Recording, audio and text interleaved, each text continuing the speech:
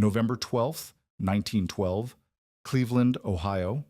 The engineering consensus from European diesel manufacturers would never acknowledge what Alexander Winton was attempting in his modest American workshop that morning. Scottish immigrant mechanics. Building diesel engines using methods that contradicted everything German precision engineering said was required for reliable power generation. Through the oil-stained floors and grinding machinery of the Ohio factory, crude American diesels emerged with simplicity that seemed impossible to European observers. No teams of specialized engineers, no complex mechanical reversing systems, no months of precision calibration per engine. Yet they produced power with consistency that European sophisticated designs struggled to match. In German factories, diesel engines required extensive maintenance crews and elaborate protocols developed over decades. Each installation demanded custom engineering, different components, different assembly methods, different operational requirements. Most carried price tags only industrial giants could afford. The Americans were building with engineering philosophy the Europeans considered fundamentally flawed. Overbuilt components, mechanical simplicity, field serviceability by ordinary mechanics, reliability standards that prioritize continuous operation over technical elegance. 4,000 miles from European precision workshops, the most decisive power generation revolution in industrial history was taking shape, not in superior metallurgy, not in advanced fuel injection systems, but in the systematic durability that would keep American engines running long after European complexity had broken down. The smoke from Cleveland's industrial district hung thick on November mornings in 1912, mixing coal soot with the metallic tang of steel foundries and the acrid bite of machine oil. Alexander Winton stood in the doorway of his gas engine and manufacturing company, watching German steamships unload precision machinery at the Lake Erie docks. Every crate bore the stamps of Krupp, Mann, and Sulzer, names that commanded respect in diesel circles from Hamburg to Manchester.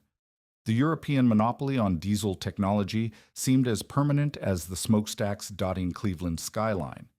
Inside Winton's workshop, the reality was far less impressive than the German installations downtown. His mechanics worked with American-made lathes that vibrated too much for European standards. Their measuring instruments lacked the precision of German calipers. The steel they used came from Pittsburgh mills that European engineers dismissed as crude. Yet Winton had built his career on a simple principle: make it work, then make it better.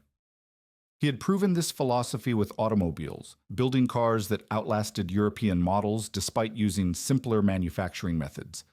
Now he planned to do the same with diesel engines. Rudolf Diesel's patents presented the first obstacle. The German inventor had locked up the fundamental diesel cycle technology, licensing it only to established European manufacturers who paid substantial royalties and agreed to strict production guidelines. Diesel AG controlled not just the patents but the knowledge, the metallurgy secrets, the fuel injection timing, the compression ratios that made diesels run efficiently. American companies that tried to build diesels without proper licensing faced immediate lawsuits and technical failures that validated European superiority claims. Winton understood the legal landscape but saw opportunity where others saw barriers. Diesel's patents covered the four-stroke compression ignition cycle, but they said nothing about how to make engines that ordinary mechanics could maintain. European diesels required teams of specialists who understood complex timing mechanisms, precise fuel delivery systems, and mechanical reversing procedures that took minutes to execute. Ship captains hated the delay. Industrial plant operators cursed the maintenance requirements. Railroad engineers avoided diesel locomotives because they couldn't be repaired in remote locations. The breakthrough came from Winton's automobile experience. In the automotive industry, he had learned that American customers wanted reliability over sophistication. They preferred engines that started every morning to engines that impressed other engineers. His Winton automobiles used simpler transmissions, more durable materials, and maintenance procedures that any mechanic could perform with standard tools. The same principles could revolutionize diesel technology if applied correctly. By spring of 1913, Winton's first American-manufactured diesel engine sat on the test stand in his Cleveland workshop. The engine displaced 600 cubic inches and produced 30 horsepower, modest specifications compared to German industrial diesels that generated thousands of horsepower for major installations. But Winton's engine incorporated design elements that European manufacturers had never considered necessary. Every component was oversized for its intended load. Bearing surfaces were machined with generous tolerances that allowed for thermal expansion and minor alignment errors. The fuel injection system used mechanical components instead of precision hydraulic controls. Most revolutionary was Winton's approach to engine control. European diesels required direct mechanical connection between the engine and its load, meaning ships had to shut down their engines completely to reverse direction. The restart process took several minutes and required skilled engine room crews to adjust timing, fuel flow, and compression settings. Winton eliminated this complexity by coupling his diesel to an electrical generator that powered separate electric motors for propulsion. The diesel ran at constant speed and load, while electric controls provided instant forward, reverse, and variable speed operation. The engineering establishment reacted with predictable skepticism. Diesel AG representatives visited Cleveland and pronounced Winton's engines interesting but impractical for serious applications. German marine engineers pointed out that electrical systems added complexity and weight that direct mechanical drive avoided. Swiss industrial specialists noted that Winton's loose manufacturing tolerances would cause premature wear and reduced efficiency. British yacht builders questioned whether American metallurgy could withstand the thermal stresses of compression-ignition operation. These criticisms contained elements of truth. Winton's engines were heavier than equivalent European models. His electrical drive systems required additional components that could fail. The generous tolerances he specified did reduce theoretical efficiency compared to precision German designs. But Winton had learned from the automobile industry that theoretical advantages meant nothing if they couldn't be maintained in real-world conditions. The first commercial test came in 1917 when the auxiliary freight schooner Scherwag requested a Winton diesel installation. The ship owner, tired of unreliable steam boilers and concerned about coal costs, wanted to experiment with diesel power for auxiliary propulsion and electrical generation. European suppliers quoted delivery times of 18 months and prices that exceeded the ship's original construction cost. Winton promised delivery in 6 months at half the European price. World War I had transformed American manufacturing capacity, but created severe challenges for precision engineering. Skilled German and Austrian machinists had returned to their home countries or been drafted into military service. Steel prices fluctuated wildly as military contracts competed with civilian production. Supply chains for specialty materials became unpredictable, yet these same conditions that made European-style precision manufacturing impossible created opportunities for American-style robust engineering. Winton's team completed the Scherwag installation using wartime manufacturing methods that European engineers would have considered unacceptable. Instead of precision ground-bearing surfaces, they used oversized bearings with abundant lubrication. Rather than complex fuel injection timing, they employed mechanical systems that maintained adequate performance across wide tolerance ranges. The electrical generation equipment came from American suppliers who had learned to build reliable systems for industrial applications where maintenance expertise was limited. The Scherwag sea trials revealed both the promise and the challenges of American diesel technology. The engine started reliably in all weather conditions. Fuel consumption was reasonable despite the loose tolerances. Most importantly, the ship's crew could perform routine maintenance without specialized training.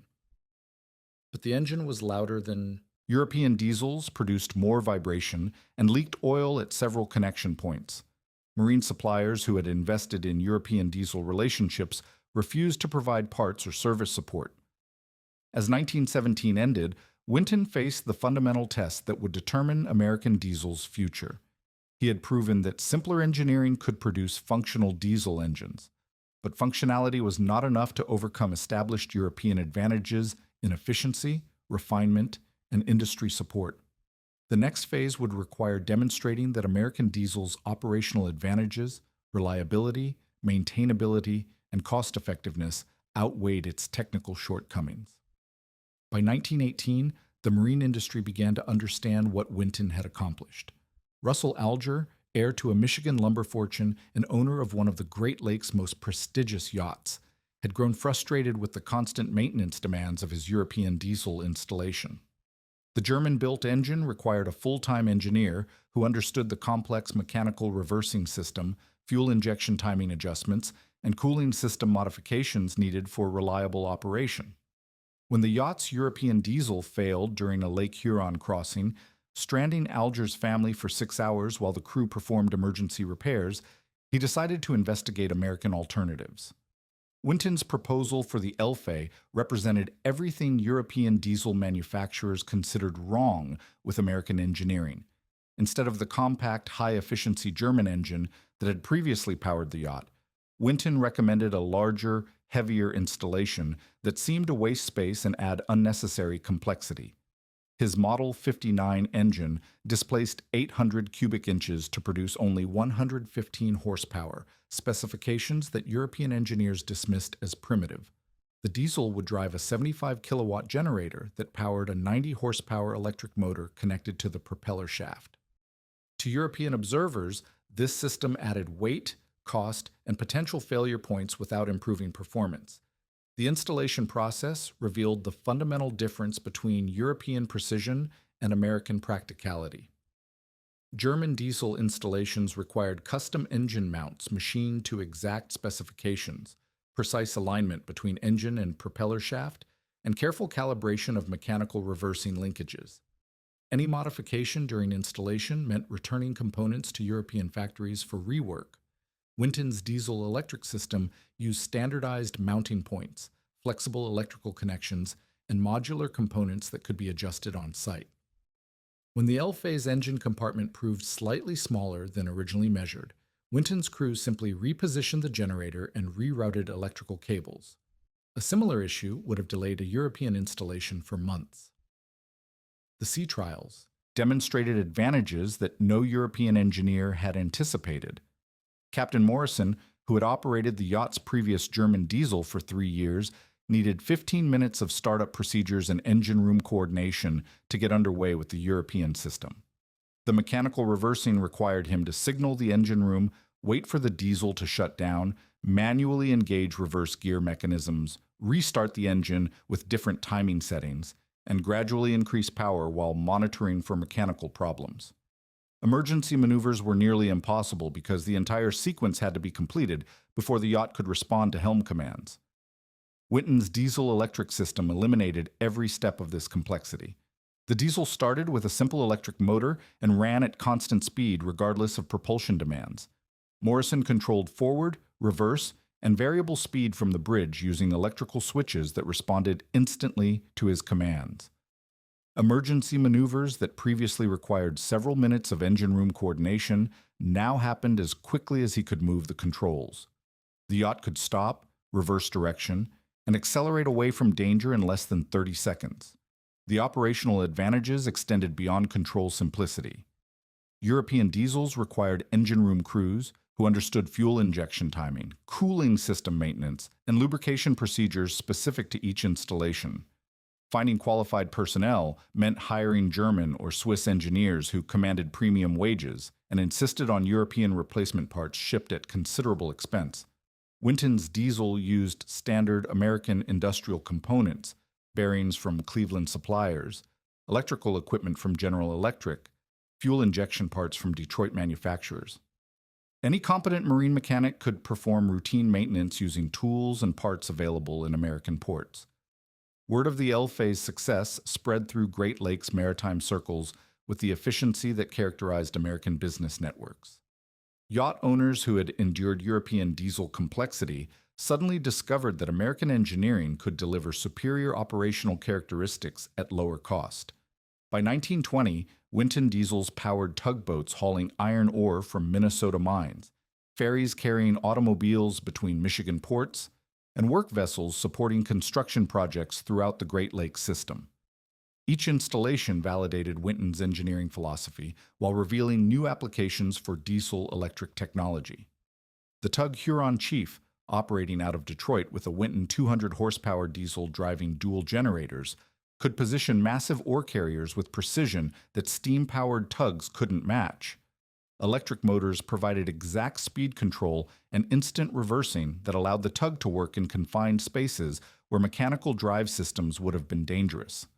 The Dacian ferry city of Grand Rapids, equipped with twin Winton 150 horsepower diesels, reduced Lake Michigan crossing times by 40% while cutting fuel costs in half compared to coal-fired steam engines. The success attracted attention from unexpected quarters. Railroad executives, facing pressure to reduce operating costs and improve service reliability, began investigating diesel power for self-propelled passenger cars. Steam locomotives dominated long-distance transportation, but they were expensive to operate for short routes with light passenger loads. Branch lines that couldn't justify full locomotive and car consists needed alternatives that could provide economical service while maintaining schedule reliability. Winton's entry into railroad applications came through Electromotive Engineering Corporation, a Cleveland company that specialized in self-propelled rail cars for branch line service. Harold Hamilton and Paul Turner, Electromotive's founders, had experimented with gasoline engines and battery electric systems, but found both inadequate for railroad service demands. Gasoline engines lacked the torquey characteristics needed for heavy rail equipment, while battery systems couldn't provide sufficient range for typical branch line routes. Diesel power offered the combination of high torque, fuel efficiency, and operational range that railcar service required. The first Winton-powered railcar entered service in 1924 on the Chicago and Northwestern's branch line between Madison and Prairie du Chien, Wisconsin. The installation used a Winton 200-horsepower diesel driving generators that powered traction motors connected to the car's axles. Unlike steam locomotives that required extensive preparation time, water stops, and coal supplies, the diesel railcar could begin service immediately and operate all day on a single fuel load. Passengers appreciated the smooth acceleration, quiet operation, and climate-controlled interior that diesel-electric power made possible. Railroad testing proved more demanding than marine applications. Trains operated hundreds of miles daily across temperature extremes that varied from Minnesota winters reaching 30 degrees below zero to Texas summers exceeding 100 degrees. Constant acceleration and braking cycles stressed engines in ways that steady marine operation never approached. European diesels that performed adequately in controlled industrial environments cracked cylinder heads, seized bearings, and failed fuel injection systems under railroad punishment. Winton's overbuilt American designs thrived under conditions that destroyed European precision engineering. The generous bearing clearances that European engineers criticized as wasteful proved essential for thermal expansion under extreme temperature cycling. Robust fuel injection systems that seemed crude compared to Swiss precision equipment continued operating when delicate European mechanisms failed. Most importantly, railroad maintenance crews could service Winton diesels using standard American tools and replacement parts available from supply houses in every major city. By 1925, Winton-powered railcars had reduced journey times by hours compared to steam locomotive service, while demonstrating fuel economy that impressed cost-conscious railroad executives. The technology that began as a marine curiosity was transforming American transportation through the simple principle that reliable operation mattered more than engineering elegance. The railroad industry's conservative nature created obstacles that marine applications had never presented. Steam locomotive technology represented 60 years of refinement, supported by established maintenance facilities, trained crews, and supply networks that reached every town with rail service. Railroad executives who risked their careers on equipment decisions preferred proven technology to promising innovations. When Electromotive proposed expanding diesel railcar service beyond experimental branch lines, they encountered resistance based on legitimate operational concerns rather than simple prejudice against American engineering. The Pennsylvania Railroad's mechanical department raised questions that exposed diesel technology's limitations. Steam locomotives could operate continuously for hundreds of miles, stopping only for water and coal. Their boilers provided steam for heating passenger cars, operating air brakes, and powering auxiliary equipment. Most importantly, steam locomotive failures could often be repaired using basic tools and spare parts carried on the train. Diesel engines seemed vulnerable to electrical failures, fuel system problems, and mechanical breakdowns that required specialized expertise unavailable in remote locations. Winton addressed these concerns by developing what became known as the modular approach to railroad diesel design. Instead of building single large engines like European manufacturers, he created systems using multiple smaller diesels that could operate independently or in coordination. The principle came from marine experience, where tugboat operators preferred twin-engine installations that provided redundancy and operational flexibility. If one engine failed, the vessel could continue operating at reduced power while repairs were completed. Railroad applications demanded more sophisticated coordination between multiple engines than marine installations required. Ships could accept reduced speed during engine failures, but trains needed consistent power output to maintain schedules and handle grade climbing. Winton's solution used electrical load-sharing systems that automatically distributed power demands across multiple engines while compensating for individual unit failures. The technology required American electrical equipment manufacturers to develop control systems that European suppliers had never considered necessary. The breakthrough installation came in 1926, when the Baltimore and Ohio Railroad agreed to test a Winton-powered locomotive for freight service between Baltimore and Philadelphia. Unlike the lightweight rail cars that had proven diesel technology for passenger service, this application required a full-size locomotive capable of hauling freight, consists weighing thousands of tons across grades that challenged steam locomotive performance. The B&O's mechanical department specified power output equivalent to their largest steam locomotives while demanding reliability standards that exceeded anything previously achieved with internal combustion technology. Winton's design team created what they designated the Model 201 locomotive using 4 diesel engines producing 500 horsepower each. The engines drove generators that powered traction motors connected to all locomotive axles through gear, reduction systems adapted from electric locomotive practice. Total power output reached 2,000 horsepower, comparable to the B&O's newest steam locomotives, but available instantly without the warm-up time that steam required. More importantly, the diesel locomotive could maintain full power output regardless of ambient temperature, altitude, or water availability. Construction revealed the manufacturing challenges that large diesel locomotives presented. Each engine required precision machining for cylinder blocks, crankshafts, and connecting rods that exceeded the capabilities of most American machine shops. European diesel manufacturers had developed specialized tooling and techniques over decades of experience, while American companies were learning these processes from first principles.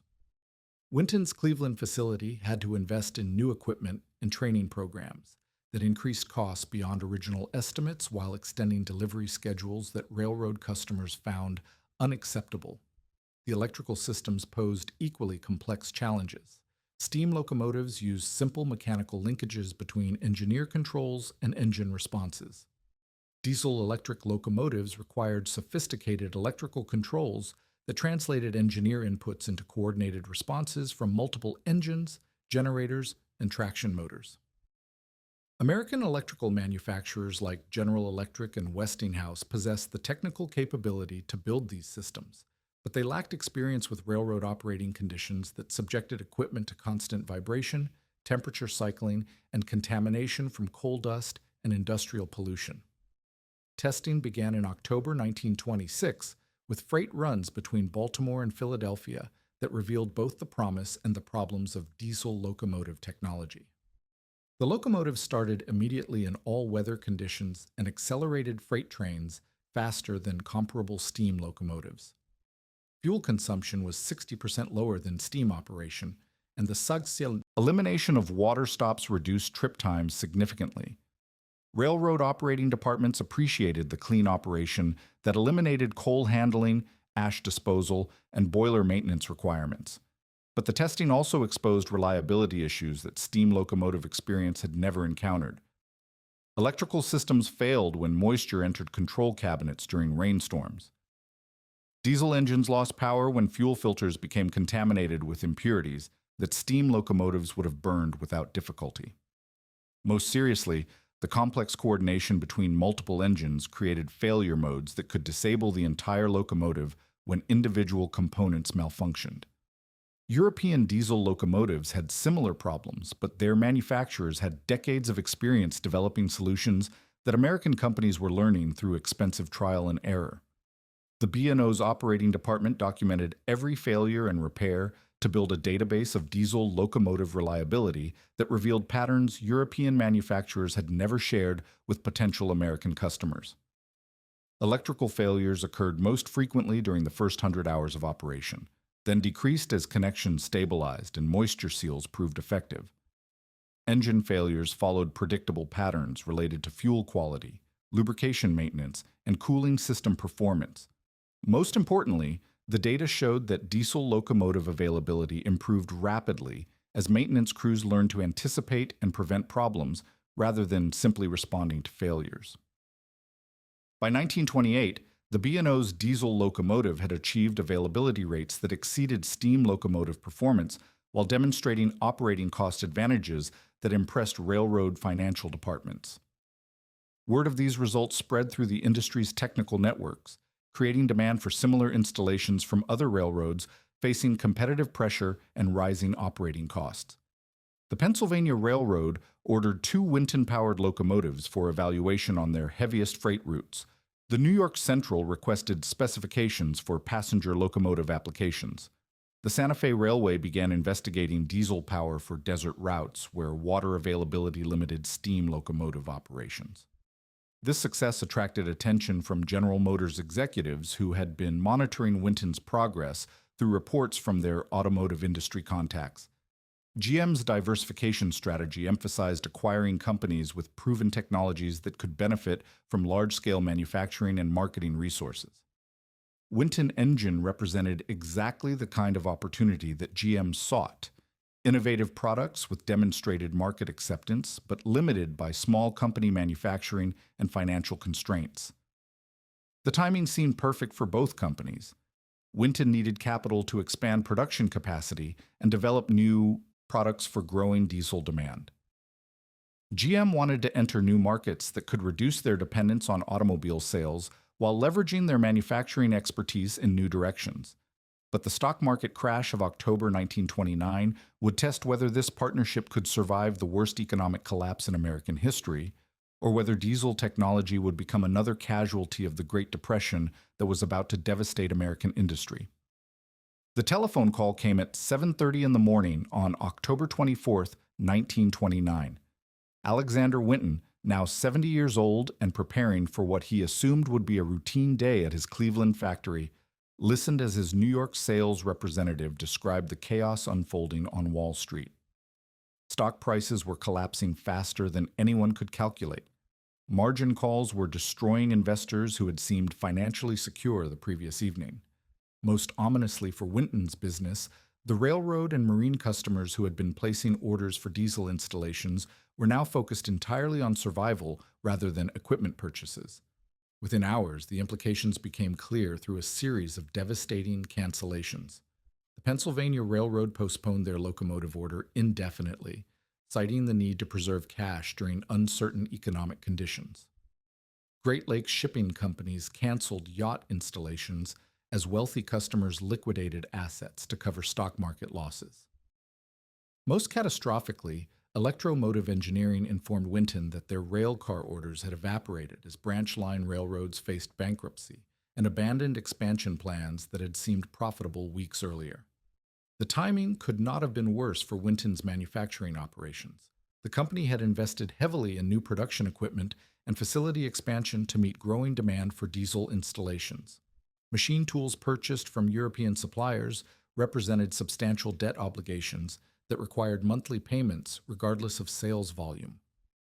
Skilled workers hired to support increased production now represented fixed costs during a period when revenue had essentially disappeared. Most seriously, the raw materials inventory needed for diesel engine production tied up capital that could not be recovered while orders remained canceled. Winton's financial situation deteriorated with each passing week as the stock market crash evolved into broader economic collapse. Banks that had provided credit for inventory purchases and equipment financing now demanded immediate repayment of outstanding loans. Steel suppliers who had offered favorable payment terms suddenly required cash on delivery.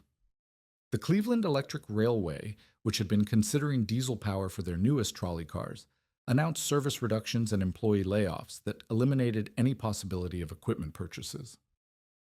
By December 1929, Winton faced the complete reversal of fortune that had seemed impossible just months earlier. The company that had pioneered American diesel technology and achieved dominance in marine and railroad applications now struggled to meet payroll obligations. The factory that had operated 3 shifts to fulfill orders now ran intermittently when raw materials were available. Most painfully for Alexander Winton personally, the engineering team that had developed revolutionary diesel-electric systems was being dismantled as financial necessity forced employee reductions. The European diesel manufacturers who had initially dismissed American competition now prepared to reclaim markets they had lost during Winton's expansion. German companies like MAN and Diesel AG possessed financial resources that American firms lacked, supported by government policies that protected domestic industries during economic downturns.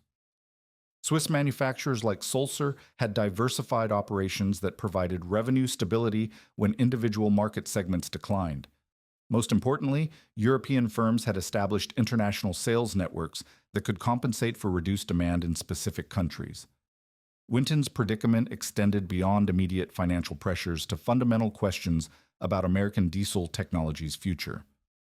European manufacturers used the economic crisis to promote arguments they had made since 1913 that American diesel engines represented temporary expedients rather than permanent solutions to industrial power needs. The complexity and precision required for reliable diesel operation, they argued, demanded manufacturing capabilities and technical expertise that only European companies had developed through decades of experience. These arguments gained credibility as Winton's financial problems became public knowledge. Railroad executives who had been considering diesel locomotive purchases questioned whether American suppliers could provide long-term parts and service support. Marine customers worried about warranty coverage and technical assistance if Winton ceased operations. Industrial users postponed diesel installations rather than risk investing in technology that might become orphaned if its primary American manufacturer failed. The crisis deepened in early 1930 when Winton's primary creditors demanded asset liquidation to recover outstanding loans. The Cleveland Trust Company, which held mortgages on Winton's factory buildings and equipment, initiated foreclosure proceedings that would have transferred diesel technology assets to financial institutions with no interest in manufacturing operations. Parts suppliers who had extended credit during expansion periods filed liens against inventory and work in progress. Most devastatingly, key engineering personnel began seeking employment with companies that offered greater financial stability. Alexander Winton recognized that traditional business survival strategies would not work during an economic collapse of unprecedented severity. Cost reduction and inventory liquidation might extend operations temporarily, but they would not address the fundamental problem that diesel demand had disappeared while European competition remained financially strong. The only realistic option involved finding a buyer with sufficient resources to weather the economic storm while possessing strategic reasons for maintaining American diesel development. The search for potential buyers revealed the limited options available to specialized industrial companies during the Great Depression. Steel companies that might have been interested in vertical integration were themselves struggling with reduced demand from construction and manufacturing customers. Railroad equipment manufacturers faced the same order cancellations that had devastated Winton's business. Electric utility companies had capital but lacked interest in diesel technology that competed with their power generation services. The breakthrough came from an unexpected source when Charles Kettering mentioned Winton's situation during a Detroit Yacht Club conversation in March 1930. Kettering, General Motors' head of engineering research, had purchased a Winton Marine diesel for his personal yacht and been impressed with its reliability during extensive Great Lakes cruising. His engineering background allowed him to appreciate the technical advances that Winton had achieved, while his corporate position provided insight into GM's diversification strategies. Kettering's yacht experience had demonstrated diesel advantages that laboratory testing could not reveal. During a week-long cruise from Detroit to Mackinac Island, the Winton diesel had operated continuously without mechanical problems while providing precise maneuvering control in crowded harbors. Fuel consumption was lower than gasoline engines, maintenance requirements were minimal, and the engine started reliably in all weather conditions. Most importantly for an engineer who valued practical solutions over theoretical elegance, the diesel performed exactly as advertised without requiring specialized knowledge or unusual maintenance procedures. This personal validation carried weight that sales presentations and technical demonstrations could not provide. Kettering understood that Winton's financial problems resulted from economic conditions rather than technical deficiencies. The diesel technology that had proven superior to European alternatives in American operating conditions would regain commercial value when economic recovery restored normal demand patterns. General Motors possessed the financial resources to sustain operations during the crisis while positioning the company to benefit from eventual market recovery. The preliminary discussions between Kettering and GM executives revealed strategic logic that extended beyond immediate financial considerations. General Motors had built its automotive success on manufacturing efficiency and cost control rather than technical sophistication. These same capabilities could transform diesel production from the small batch, high-cost methods that Winton used to large-scale, standardized manufacturing that would make American diesels competitive with European products on price as well as performance. The acquisition would also provide GM with diversification into industrial markets that offered growth potential beyond automotive applications. Charles Kettering's recommendation carried unusual weight within General Motors because of his track record with technologies that other engineers had dismissed as impractical. He had developed the electric starter that eliminated hand-cranking automobiles, created leaded gasoline that prevented engine knock, and pioneered automotive air conditioning systems. When Kettering endorsed a technology based on personal experience rather than theoretical analysis, GM executives listened with attention they rarely gave to outside acquisition proposals. Alfred Sloan's initial reaction reflected the caution that had built General Motors into America's largest automobile manufacturer. The company had survived the stock market crash better than most industrial firms by maintaining conservative financial policies and avoiding speculative investments. Acquiring a failing diesel company during the worst economic collapse in American history seemed exactly the kind of risk that prudent management should avoid. Sloan requested detailed analysis of Winton's technology, market position, and financial condition before considering any acquisition discussions. The due diligence process revealed both the opportunity and the risks that Winton represented. GM's engineering staff confirmed that Winton diesels demonstrated superior reliability compared to European alternatives while offering operational advantages that American customers valued. The diesel-electric drive systems had proven effective in marine and railroad applications where European mechanical drive technology struggled with American operating conditions. Most importantly, Winton's manufacturing methods aligned with GM's production philosophy of building robust products using standardized components and efficient assembly processes. But the financial analysis exposed the magnitude of Winton's crisis and the investment required for recovery. The company owed substantial sums to suppliers, banks, and equipment manufacturers while facing reduced asset values in a depressed industrial equipment market. Continuing operations would require immediate capital injection to meet payroll and material costs, while longer-term success demanded significant investment in production equipment and facility expansion. European diesel manufacturers were using their financial advantages to regain market share through aggressive pricing and extended payment terms that American competitors could not match. Sloan's decision-making process reflected the systematic approach that had distinguished his leadership of General Motors. He assembled teams to evaluate technical merits, market potential, competitive positioning, and financial requirements separately before integrating their findings into comprehensive strategic analysis.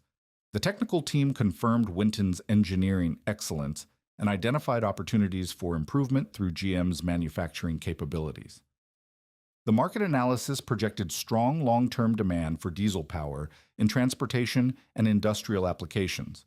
The competitive assessment concluded that American diesel technology could achieve permanent advantages over European alternatives if properly supported. The financial evaluation proved most challenging because it required projecting Winton's value during uncertain economic conditions. Traditional valuation methods based on current earnings or asset values suggested minimal worth for a company losing money during industry-wide depression. But strategic analysis indicated that Winton's technology, manufacturing capabilities, and market position could become extremely valuable when economic recovery restored normal demand patterns. The question was whether General Motors should invest in potential future value while accepting immediate losses. Kettering's personal advocacy proved decisive during executive discussions that extended through the summer of 1930. His detailed knowledge of Winton diesel performance, combined with his understanding of GM's manufacturing capabilities, provided concrete examples of how the acquisition could succeed.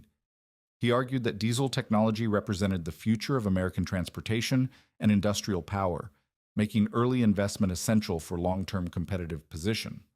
Most persuasively, he demonstrated that GM's financial resources and manufacturing expertise could transform Winton from a struggling specialty company into a dominant force in American diesel markets. The acquisition negotiations reflected the desperate circumstances that made the purchase possible.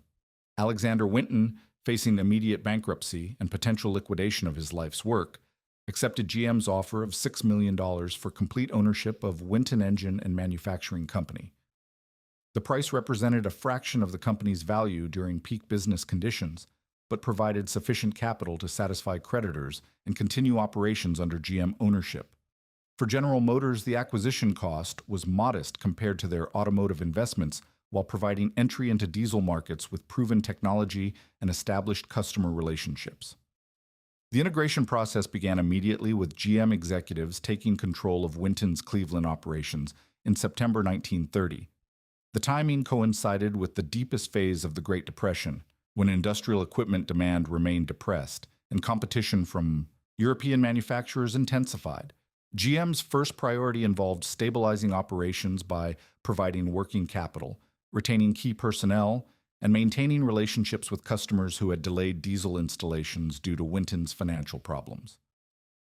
But even as GM addressed immediate operational issues, they initiated planning for the strategic transformation that would make American diesel technology globally dominant.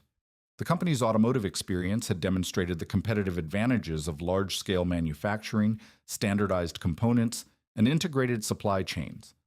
These same principles could revolutionize diesel production by reducing costs, improving quality, and accelerating product development cycles beyond anything European manufacturers could achieve. The broader economic context provided unexpected advantages for GM's diesel strategy. The Depression had reduced demand for all industrial equipment, creating opportunities to acquire manufacturing capacity, hire skilled workers, and develop new products without competing for scarce resources. European diesel manufacturers who had initially benefited from Winton's financial problems now faced their own market pressures as global economic conditions deteriorated. Most importantly, American companies that had postponed diesel installations due to economic uncertainty would eventually resume equipment purchases when recovery began. By 1938, GM had restructured Winton operations as the Cleveland Diesel Engine Division while establishing the Detroit Diesel Engine Division to develop smaller engines for automotive and industrial applications. The reorganization reflected GM's understanding that diesel technology required different approaches for different markets. Large marine and railroad engines demanded the heavy-duty construction methods that Winton had pioneered, while automotive and light industrial applications needed compact, lightweight designs that leveraged GM's manufacturing expertise. The outbreak of World War II in Europe validated GM's strategic vision in ways that peacetime markets could not have demonstrated. American military forces required reliable diesel engines for submarines, landing craft, tanks, and auxiliary equipment in quantities that exceeded the production capacity of traditional suppliers. European diesel manufacturers were either unavailable due to wartime conditions or committed to their own military requirements. General Motors' investment in American diesel technology positioned the company to meet military demand while establishing the manufacturing base for post-war commercial expansion. Cleveland Diesel's contribution to submarine warfare proved particularly significant. The division produced 70% of the diesel engines used in United States Navy submarines during the war, providing reliable power for vessels that operated under extreme conditions where mechanical failure meant death for entire crews. The engines that had begun as Alexander Winton's simple alternative to European complexity now powered America's most sophisticated military technology, while proving that American engineering could exceed European performance standards under the most demanding operational conditions. By 1943, Detroit Diesel employed 4,300 workers producing 58,000 engines annually for military applications. The production volume exceeded the combined output of all American diesel manufacturers during the 1920s, while maintaining quality standards that surpassed European benchmarks.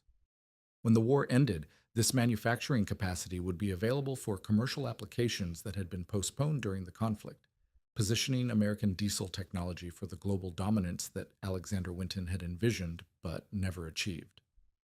The simple engineering principles that Winton had established in his Cleveland workshop, robust construction, mechanical simplicity, and field serviceability, had become the foundation for an industrial empire that would power American transportation and industry for decades. The diesel engines that European experts had dismissed as crude American alternatives had evolved into the global standard for reliability and performance.